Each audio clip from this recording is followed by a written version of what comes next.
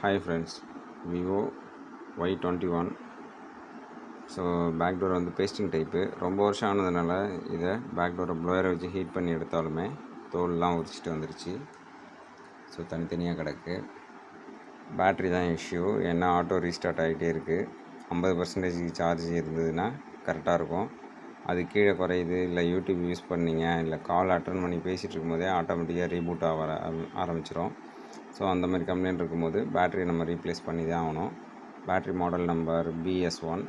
So இது மாற்றிட்டு சார்ஜரில் போடாமல் ஆனாகி உள்ளார போச்சுன்னா கரெக்டாக இருக்குன்னு அர்த்தம். நம்ம பார்ப்போம்.